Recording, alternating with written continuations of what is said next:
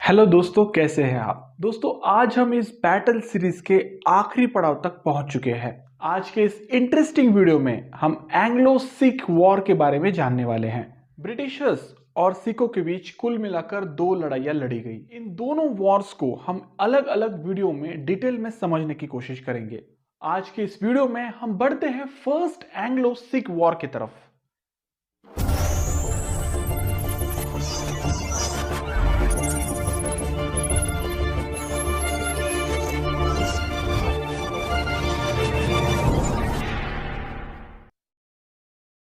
तो दोस्तों, इस बैटल को समझने से पहले हमें सिख एम्पायर की कहानी जानना बेहद जरूरी है। सिख एम्पायर की नींव साल 1799 में महाराज रंजीत सिंह द्वारा रखी गई थी। उनका यह विशाल साम्राज्य पश्चिम में खैबर दर्रे से लेकर पूर्व में पश्चिम तिब्बत तक और उत्तर में कश्मीर से लेकर दक्षिण के मिथालकोट तक फैला हुआ था। इसे हम आज के समय का सारा पाकिस्तान कहे तो भी गलत बात नहीं होगी। खैर, उस वक्त पाकिस्तान का कोई नामो निशान नहीं था, वो भी भारत का ही एक हिस्सा था। साल 1716 में सिखों के सबसे बहादुर सेनानी बंदा सिंह बहादुर की मौत के बाद सिख कम्युनिटी अपने आप में बिखर रही थी। ऐसे में वो रंजीत सिंह ही थे जिन्होंने सिख समुदाय में एकजुटता बनाए रखी। मगर यह काम इतना आसान भी नहीं था।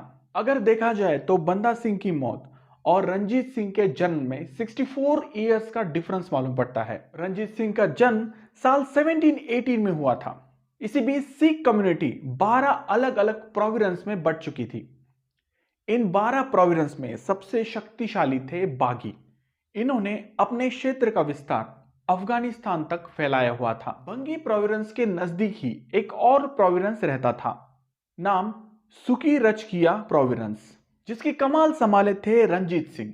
धीरे धीरे रंजीत सिंह के नेतृत्व में सुकेरचिया प्रोविंस इतना शक्तिशाली बन जाता है कि आगे चलकर वो भंगी प्रोविंस का प्रभाव कम कर देता है। अब रंजीत सिंह पूरे पंजाब के ही नहीं बल्कि अफगानिस्तान के कुछ क्षेत्र के भी स्वामी थे। तो ये थी कहानी इन शॉर्ट में सिख एम्पायर की। अब जानते हैं ब्रिटिशर्स और इनके बीच के संघर्ष के बारे में।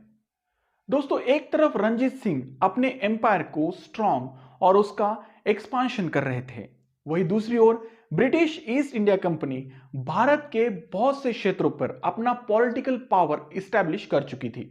जैसे कि ब्रिटिश ईस्ट इंडिया कंपनी ने बैटल ऑफ प्लासी और बैटल ऑफ बक्सर के जरिए बंगाल और अवध को अपना सब्सिडरी अलायंस बना लिया था। अब उनकी नजर थी ईस्ट में मौजूद सिख एम्पायर की तरफ। हालांकि सिखों पर कंट्रोल पाने के पीछे एक और रीजन भी था, और वो रीजन था फ्रांस और रूस के बीच हुई एक ट्रीटी, जिसे ट्रीटी ऑफ तिलसित के नाम से जाना जाता है। ये ट्रीटी साल 1807 में साइन की गई थी। इस ट्रीटी के जरिए फ्रांस और रूस मिलकर कभी भी भारत पर अटैक कर सकते थे।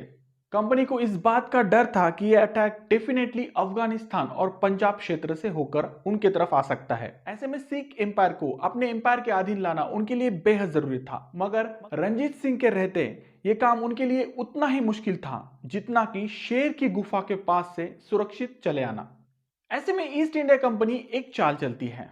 वो रंजीत सिंह के साथ दुश्मनी का नहीं बल्कि दोस्ती का हाथ बढ़ाती है। कंपनी के प्रस्ताव के मुताबिक अगर रंजीत सिंह पर किसी किस्म का अटैक होता है तो कंपनी उनकी मदद करेगी। ऐसे में राणा रंजीत सिंह को भी कंपनी से यह वादा करना होगा कि कंपनी पर होने वाले अटैक को भी वो रोकेंगे। साथ ही साथ सतलुज नदी के वेस्ट में रंजीत सिंह का राज होगा, वहीं ईस्ट में ईस्ट इंडिया कंपनी का राज होगा। रंजीत सिंह ने ब्रिटिशर्स द्वारा दिए गए इस प्रस्ताव को स्वीकारने से पहले अपनी दो शर्तें रखी। पहले तो ये कि जब कभी अफगानिस्तान और सिखों के बीच लड़ाइयां होती है तो उसमें ब्रिटिश ईस्ट इंडिया कंपनी दखल नहीं देगी। वही दूसरी शर्त यह थी कि अब सतलुज नदी का मलवा क्षेत्र भी सिख एम्पायर के अधीन होगा।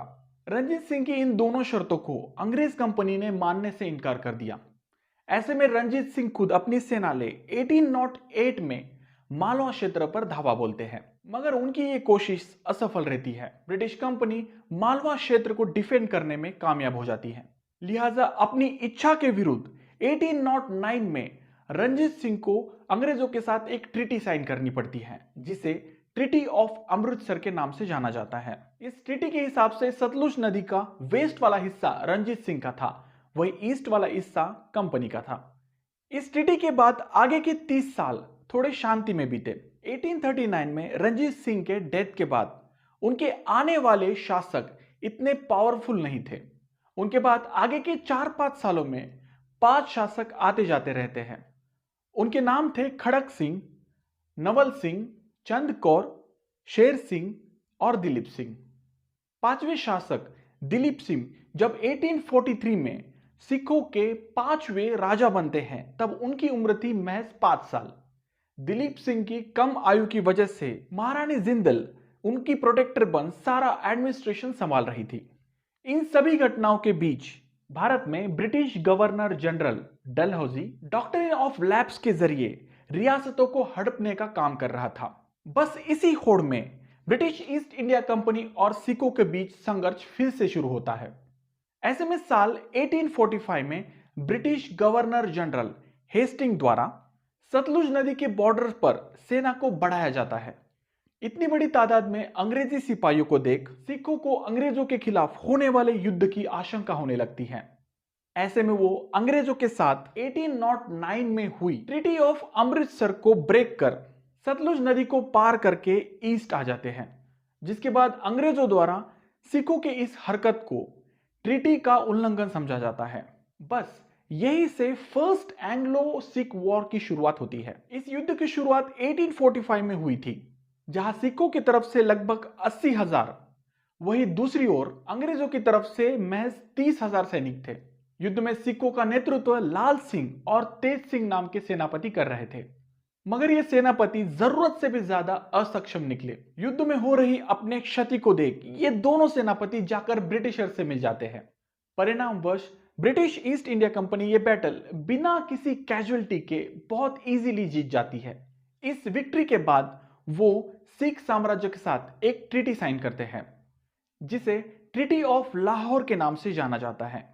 1846 में साइन हुए इस ट्रीटी के मुताबिक अंग्रेजों ने अब दिलीप सिंह को ही सिखों का राजा माना था। साथ ही साथ महारानी जिंदल, जो दिलीप सिंह की प्रोटेक्टर हुआ करती थी, उन्हें भी उनके पद पर एज इट इज रखा गया। इस एहसान के बदले कंपनी ने सिखों को अपनी सेना की संख्या कम करने और बदले में कुछ ब्रिटिश सोल्जर्स रखने को कहा।